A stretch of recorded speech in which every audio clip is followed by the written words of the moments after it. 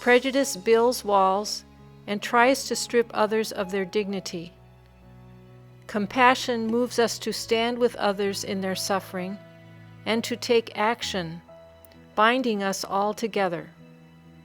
Fidelity to the mission of the Sisters of the Holy Cross and the mission of Holy Cross Hospital called us to reach out to persons struggling with HIV/AIDS, to provide them with excellent healthcare services, and above all, to respond with compassion and respect.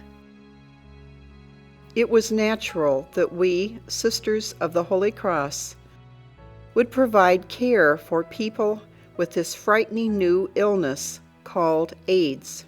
I never felt fearful myself, but I encountered many fears, often wall-building ones, in other people. Fear of catching the virus, fear of touching, fear of being identified, fear of associating with those kind of people. What kind of people? People just like us? Confronting these fears meant being alert for teachable moments to convey the facts about the disease, and offering educational programs that included having people with AIDS tell their own story. By sharing in the life journey of people who were suddenly facing death head-on, I learned to listen to what would give their lives meaning that particular day. I learned how a team of caregivers could make all the difference in the world to people with HIV/AIDS. The dedicated healthcare team at Holy Cross Hospital turned frightened, lonely, alienated people with a devastating disease into people who knew that they were respected, valued, and would be cared for to the end of their lives. To this day, I remain grateful for the privilege to have known and journeyed with people with AIDS in the Salt Lake community. All of us who served these men and women were blessed by their presence in our lives. The people who came into my life during those 6 years left deep footprints on my heart and became a part of the fabric of my life. Caring for people with HIV/AIDS was a privilege, a blessing, and an album of wonderful memories for me personally and for all of us Sisters of the Holy Cross.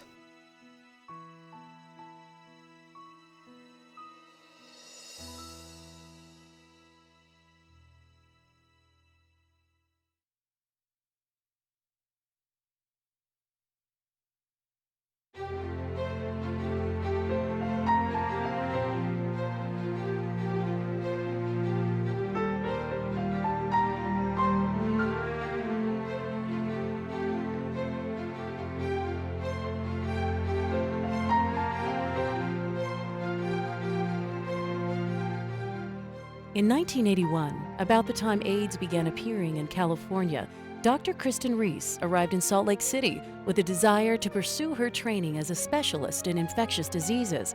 During her first week in Utah, she came across an article on the mysterious new illness.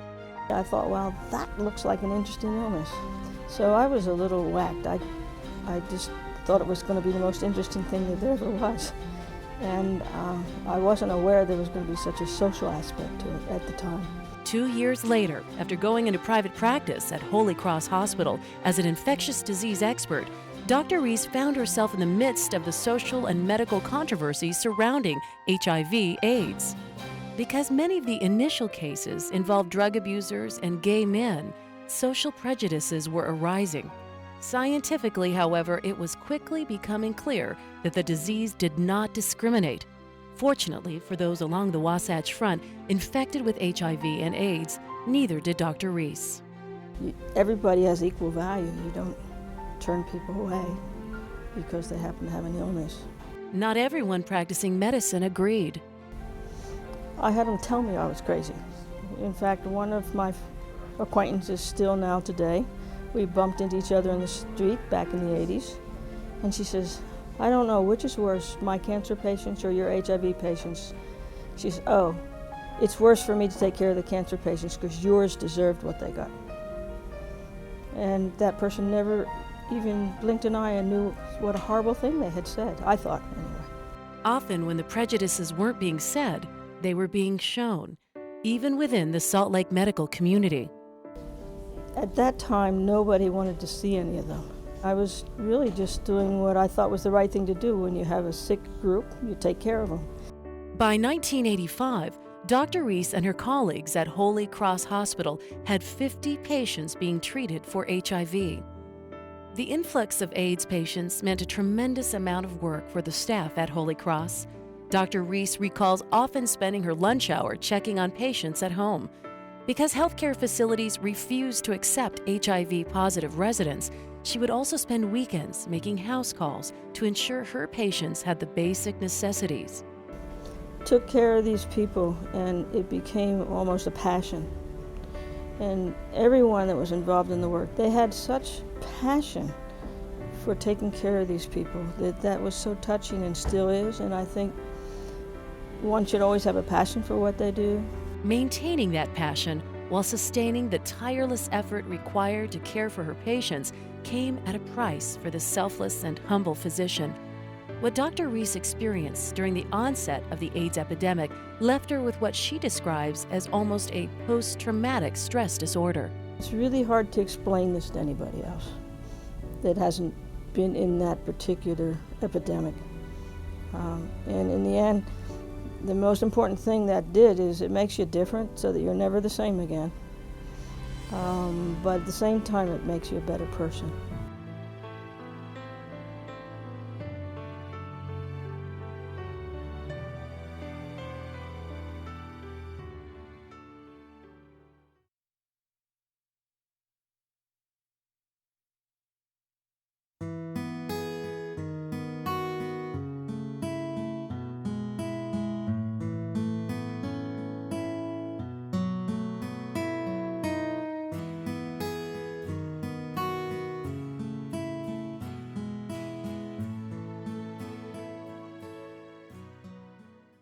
I think with any disease outbreak where there's a lot of fear, education is the foundation to everything you do. People really, if they don't have the facts, are apt to act irrationally, to make the wrong decisions.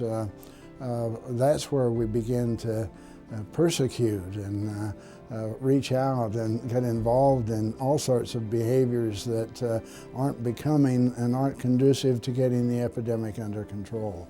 What are we going to do with a 12-year-old or an 8-year-old with AIDS with regard to attending school? These were the kind of questions that were being raised not just by teachers and school boards, but by the parents of these children. The parents, of course, wanted to mainline the children, put them in school with their friends so that they could develop socially and have a reasonably normal life. We endeavored to ensure that everything we did was based upon good science, the best science available. And I think that's a policy that serves the nation well. So we didn't want to be involved in emotional things, in politics. We wanted to find out what was happening and then give information to the public that was based upon good science, good facts. We recommended that these kids go to school with their classmates and that the risk was so negligible that it shouldn't be considered. This was looked upon by many people who were filled with fears that we were bending over to assist those with AIDS contrary to the best interest of the public. We felt it was so scientifically sound that we stuck with it. We took the criticism, we educated. The science verified what we were doing, and the peaceful feeling that we had after we prayed about it made me that much more enthusiastic to go forward and defend what science had led us to put out. I personally tried to be a calming influence so that these kids could do what they should do. That was 1985, and no child has been infected in school because they had a classmate who was infected. In other words, our science was good, it has stood the test of time, and I'm just glad that we hung in there.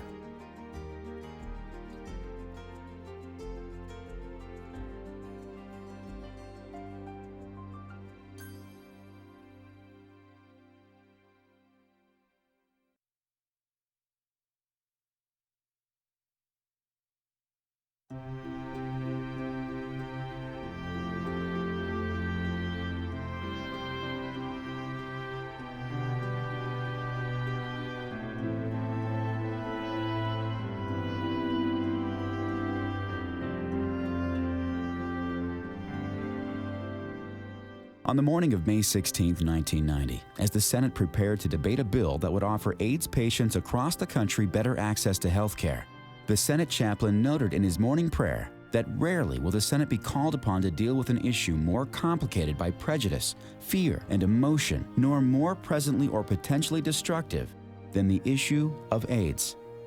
The Comprehensive AIDS Resources Emergency Act, or CARE, was brought to the floor by co-sponsors Senator Ted Kennedy and Senator Orrin Hatch. The bipartisan collaboration was viewed by many as a courageous endeavor for the conservative senator from Utah. But Hatch was such a steadfast supporter of the legislation, he overlooked party differences. It took a lot of courage on his part. He has that ability to reach out a hand and get others involved, and often that's the only way that you can get something as important as the CARE Act passed.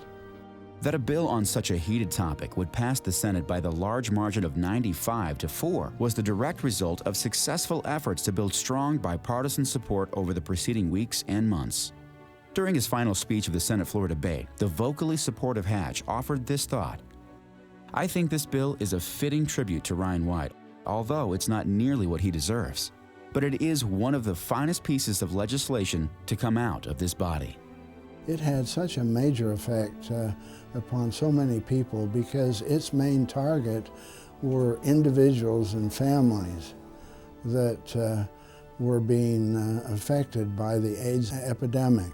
Many of the people who were literally dying of AIDS didn't have the means whereby they could take care of themselves. The CARE Act was just what the name says. It was a caring way to reach out and provide the emergency services that people affected by AIDS needed so badly.